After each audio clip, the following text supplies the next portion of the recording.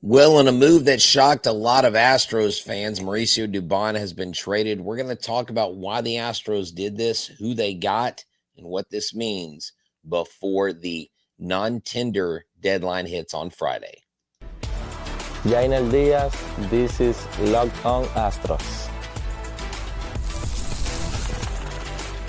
Hello and welcome to Locked on Astros, your daily Astros podcast. Here are your hosts, Eric the Man Heisman and Brett H-Town Wheelhouse Chancey. Hey there, everybody, and welcome into this edition of Locked on Astros. I'm H-Town Wheelhouse, myself and Eric Heisman have a combined 18 years experience behind the mic, doing podcast radio and such. We thank y'all for tuning in. Thank y'all for being everydayers. We can't wait for the Everydayer Club to hit in December. It's going to be something else. This is America's #1 sports podcast network. We are your team every single day, Locked on Astros. Whether you're an Astros fan or not, we've got a show for everybody out there. And this episode tonight is brought to you by FanDuel. FanDuel is America's #1 sportsbook, and it is also the official sports betting partner of the NBA. Right now, new customers can bet just $5, and if your $5 bet wins, you'll get $300 in bonus bets to use across the app. Download the app today. Now, just 24 hours ago, you and I were talking, or we were talking about what was going on, and I really, in my heart of hearts, believe that Mauricio Dubon was going to stay. Now, the things I had not considered and where I think I was a little short-sighted, yes, I will get a little bit attached to these players, especially when they come on the show and especially when they grace us with their presence and talk to us and share stories. And, you know, Mauricio Dubon, thank you so much. If you catch this episode, I'll actually be reaching out to him probably tomorrow. I figured it's a little late tonight. I still have something to send him. And the Astros traded away a fan favorite. So this is what we're going to talk about today on the show. This was a 1-for-1 swap and a salary dump. What is the Brendan Donovan market, and what would a move for Brendan Donovan look like, and what other moves are expected before Friday? So those are the three main topics we are going to talk about. Now, if you listen to us on your radio or on your phone, just the audio version of us, we encourage you, come to YouTube, subscribe to our YouTube channel, become a part of our audience. Our audience has a great time chatting it up. They go back and forth while we're talking. So trust me, no show does more. So let's get into it. So the news that I didn't think would happen today, but it makes more and more sense the more that I look at it and the more that I read about it, is that Mauricio Dubon being traded for Nick Allen makes sense financially speaking. Now, you are not making a trade like this because you're looking to upgrade the utility position. You don't upgrade from a two-time Gold Glover, the guy that's won 2 of the first 3 utility Gold Gloves ever handed out in Major League history, because that is a relatively new 3-year-old award. Utility Gold Glove did not used to be a thing. That is a new thing. And there are a lot of people in this fan base, as you heard on the interview that we had, that love Mauricio Dubon. Now, a lot of people will also point out the guy can't hit, or he doesn't have a great batting average, or he doesn't hit for power. But Mauricio Dubon, I wouldn't say was the heart and soul of this team, but man, he had a connection with that clubhouse. He talked to Eric and I about his connection with Michael Brantley and how he just lost it when Brantley announced his retirement back in 2023. So Dubon has become a big part of this clubhouse. Him and Yordan Alvarez, I think, have a pretty unbreakable bond.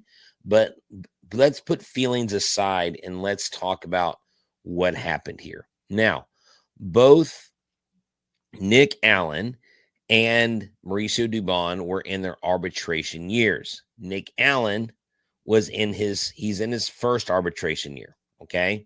He's projected to make $1.5 million according to MLB trade rumors. In in arbitration this winter. Dubon is projected to make $5.8 million. Now, if you combine Mauricio Dubon's $5.8 million and then what they let go when they DFA'd Roman Urias, you will see Roman Urias, you will see that they are saving, I believe, $10.2 million from guys that are utility guys. Yes, Mauricio Dubon's glove is going to be hard to replace. Now, Nick Allen is not a bad fielder. This guy had 17 outs above average and was a finalist for the Gold Glove. Here are some of his peripherals. Okay, 221 batting average, 11 doubles, 32 runs, 22 RBIs, 8 stolen bases, 135 games. He was a finalist again for the National League Gold Glove Award at shortstop in 2025.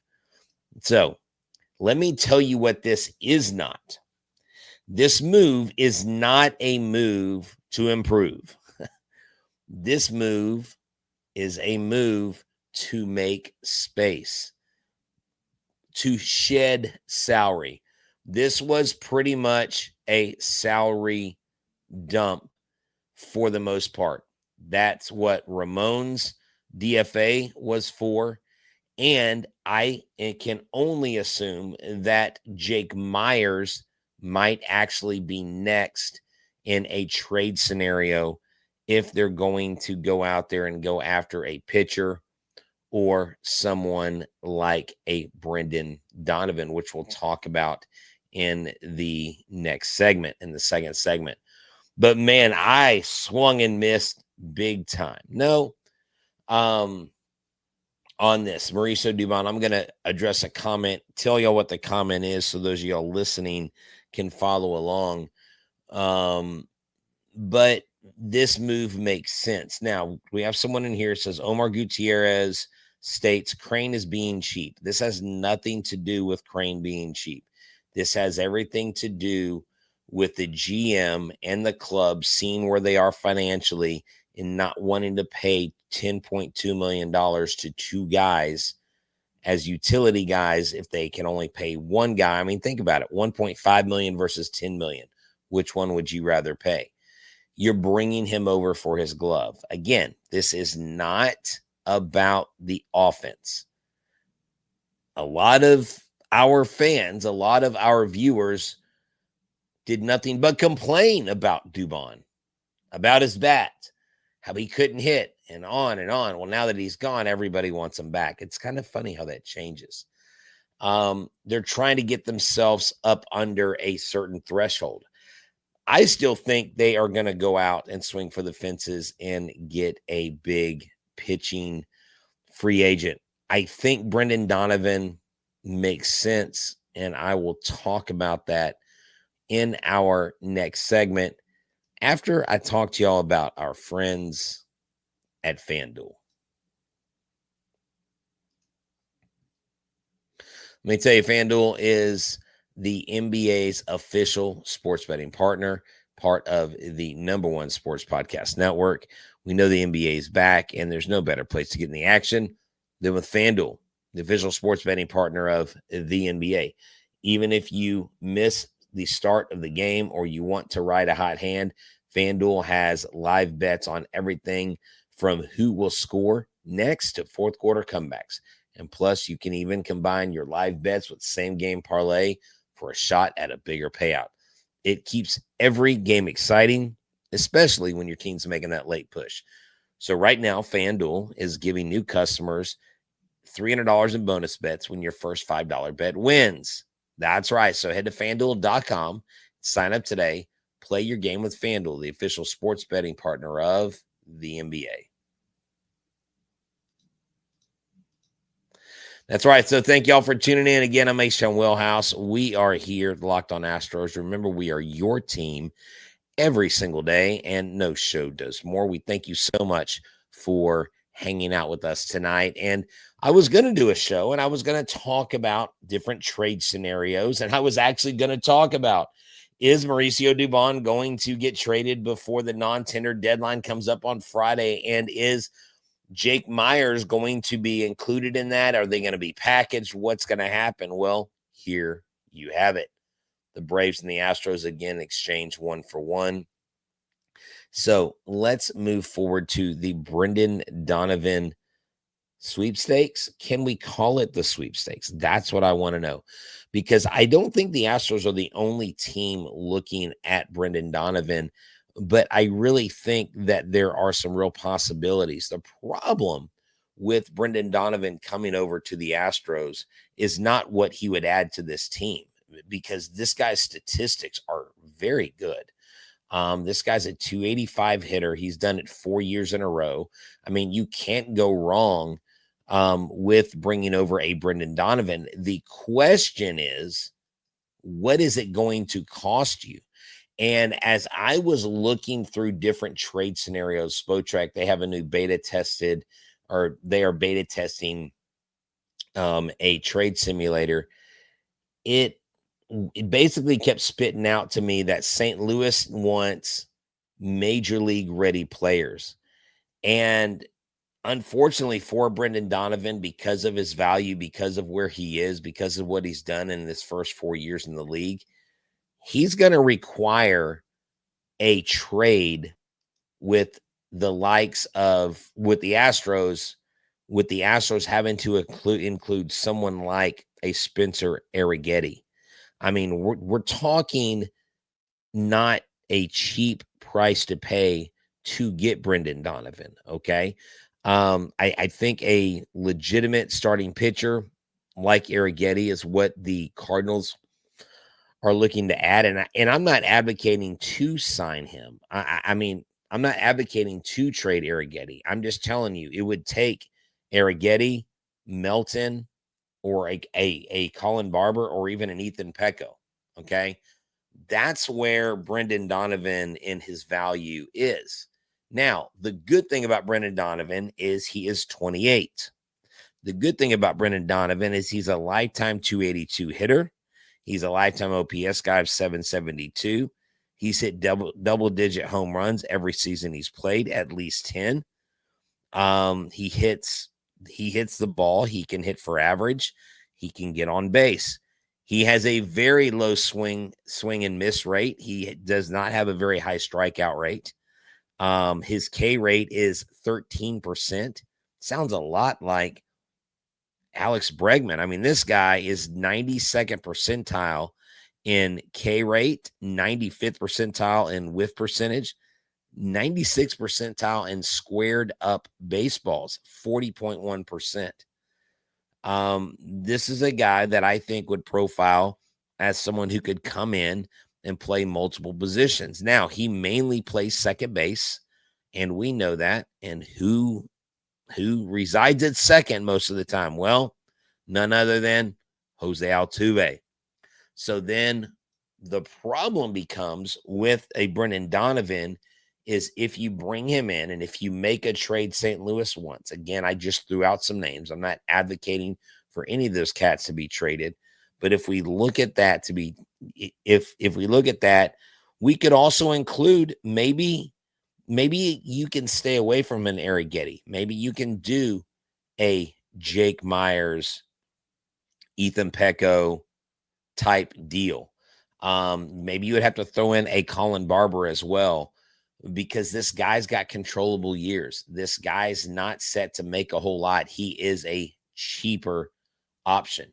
And what does this mean for one Jose Altuve?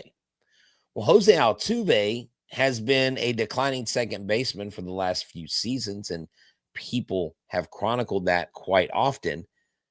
Well, you can always put him at DH, but then you've got to move someone over. You've got to move Yordan Alvarez to left field. Do you want him playing left field? There are a lot of things. I would make that trade for Donovan, says Joseph Rivera, watching live.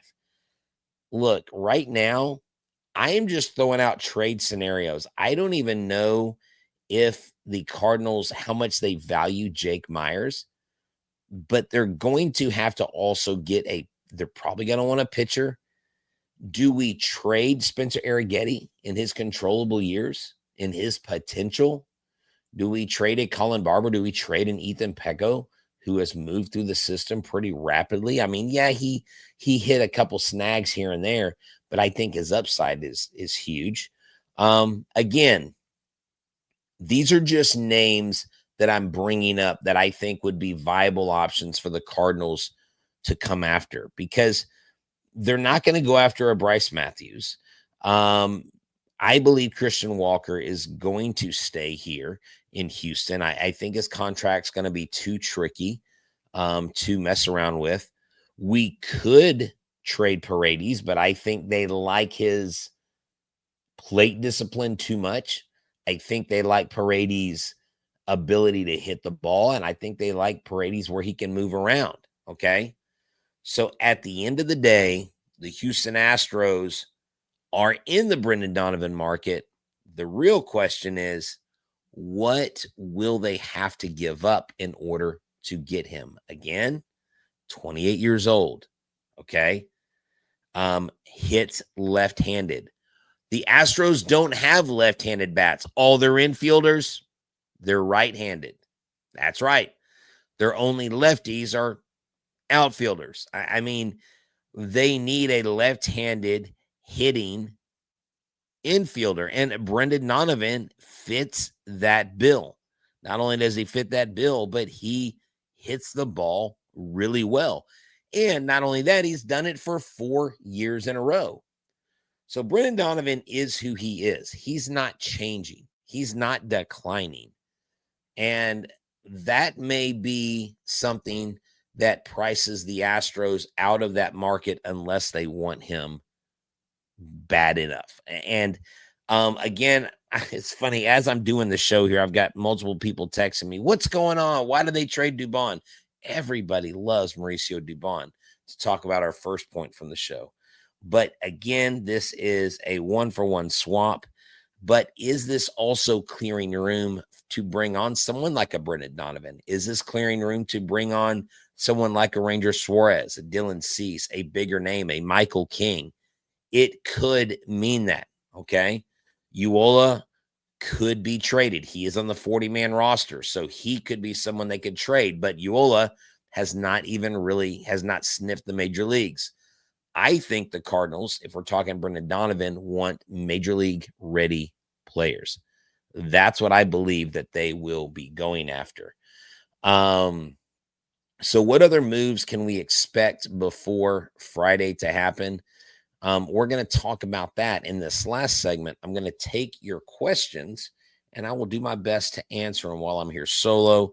So if you're listening, what I'll do is someone gives me a question, I'll read it, and then I will answer it. That way, I'm not just giving a rebuttal to something that's on the screen. You follow along and know exactly what's going on. We'll be back here in a second.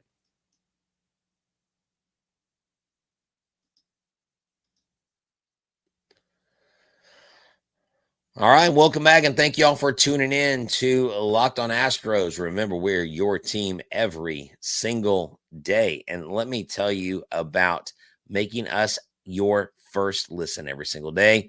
That's right, and then why don't you make Locked on MLB your second listen? Because why? We're both a part of the #1 sports podcast network in America. That is right.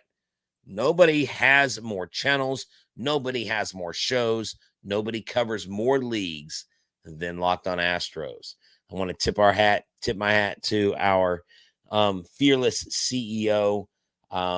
If you guys have not heard David Locke's calls for the Utah Jazz, and I know I'm talking to a Houston crowd, go listen to the Utah Jazz play-by-play calls post-game. David Locke does a phenomenal job. He is the one that created this entire network, and this is what allows us to come to you on a daily basis. Tonight, nearly 300 of y'all joining us. I feel like it's mid-season. Now, I will tell you this, okay, tonight, that it has been shared with me that one Justin Verlander was actually seen today in Houston. Not just in Houston, but with Joe Espada. So what does that mean? Maybe he's down for a visit. I don't know. I'm just telling you, I think that's one of the moves you can expect.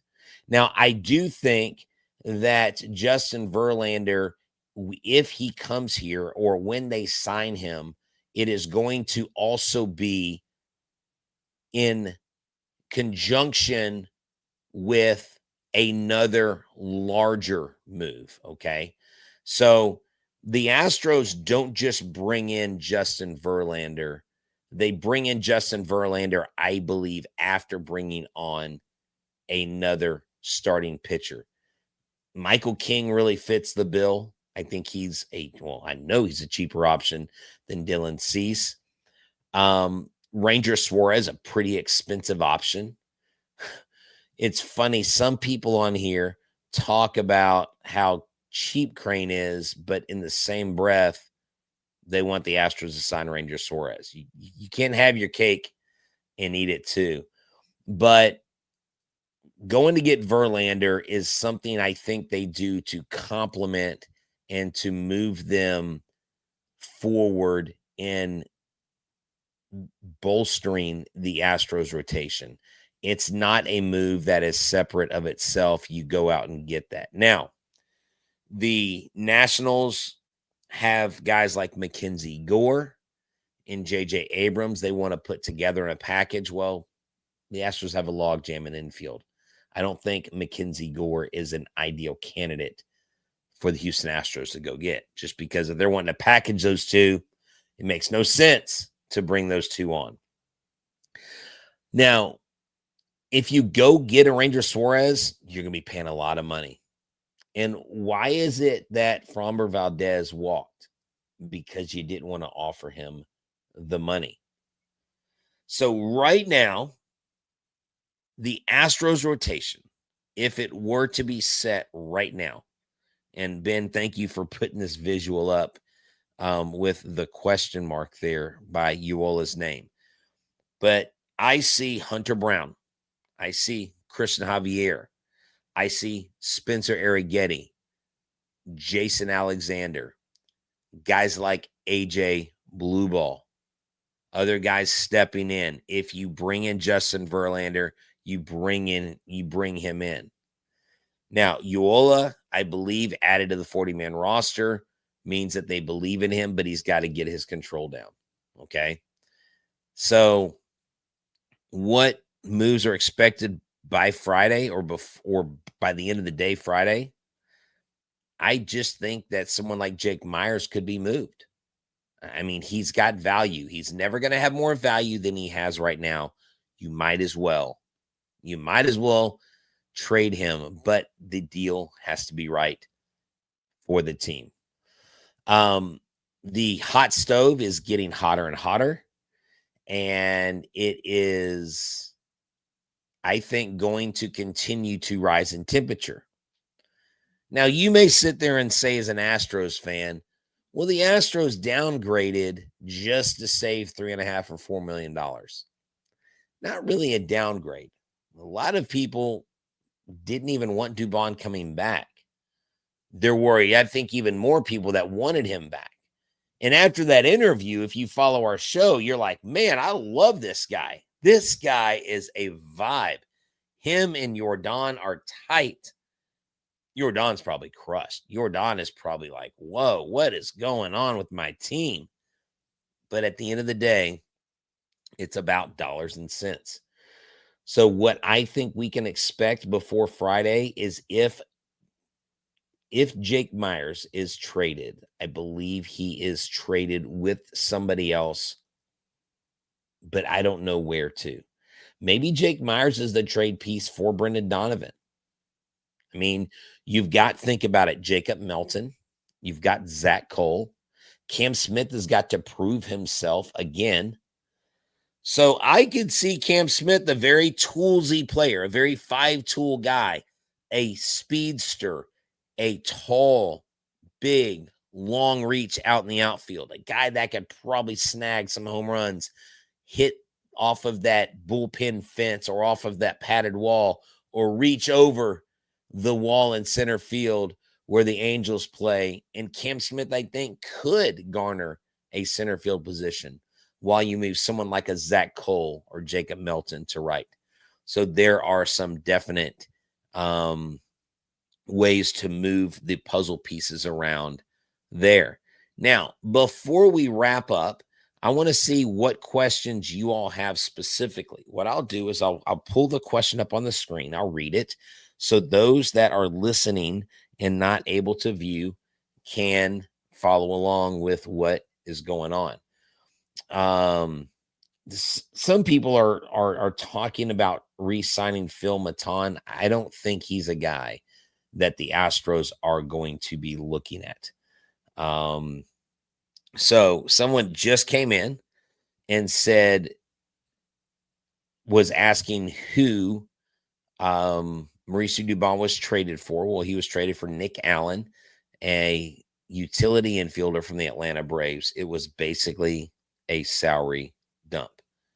And Duncan Donuts, he spells it differently.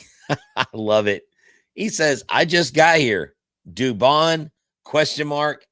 Yes, sir. Dubon is gone. Now, the all-important question for the Houston area, the Houston metro area, Joseph Nunez says, what about the HEB commercials?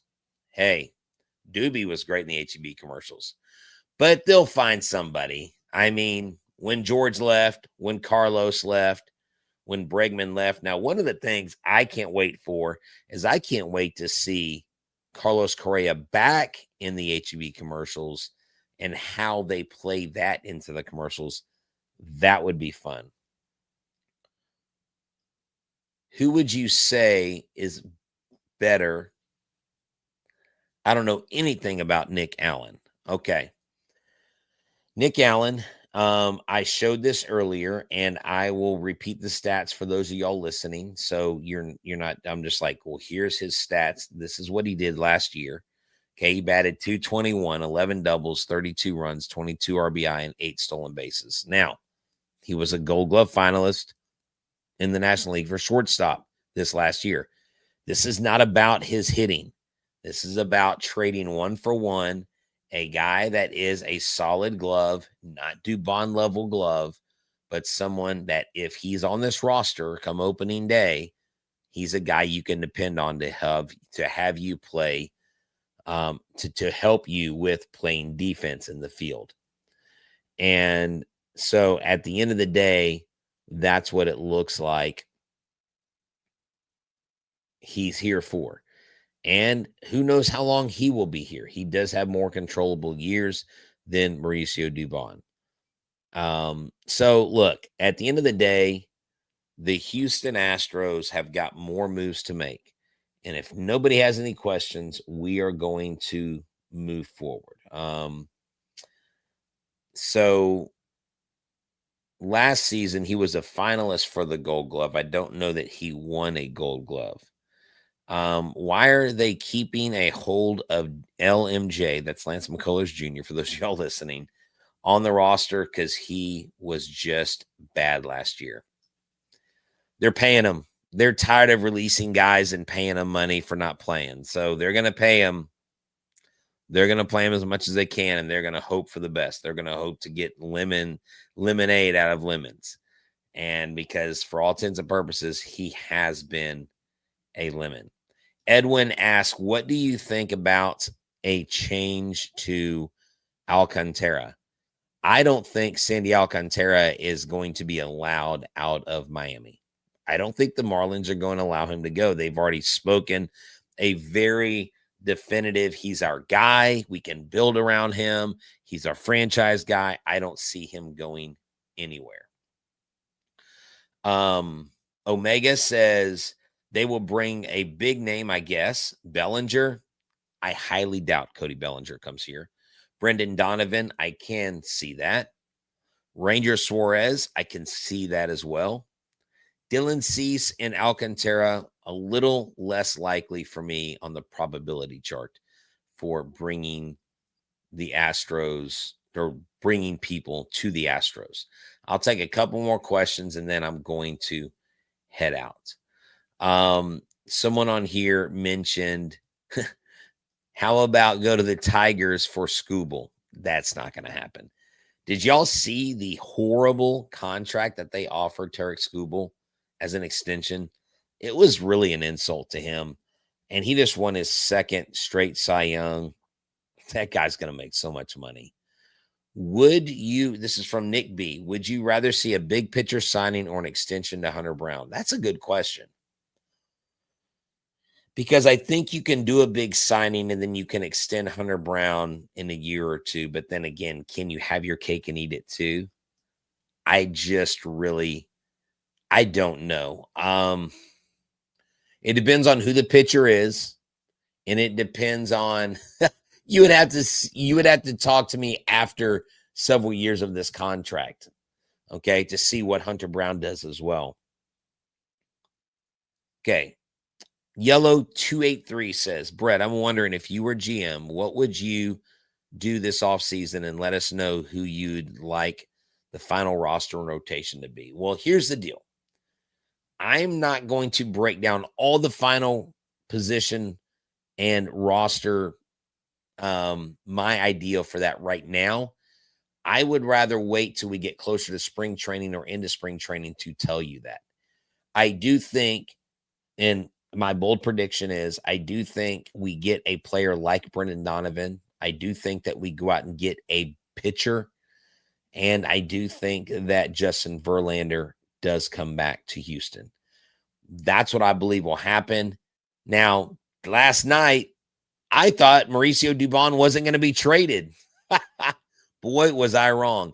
And of course, when I said that, it was on the fly, and I hadn't really given it a whole lot of thought. I hadn't really looked into everything and all the implications of his contract, so on and so forth, what he was due. He was in his fourth arbitration year, which meant one more year, and he was probably going to walk. But thank you so much for tuning in. One last thing as we go on. Do you think losing the pick they got for Framber will keep them from signing a big-name pitcher that also declined an offer? No, they gain a pick that they got, that they will get from Framber. They will gain a pick. They will not lose the pick. Look, your guess is as good as mine. And from myself, from Eric the Man Heisman, and everybody at Locked on Astros, don't forget to tune in to us. We're the #1 sports podcast network in America, and we are the #1 Astros podcast. Remember, we're your team every day. Go Stros.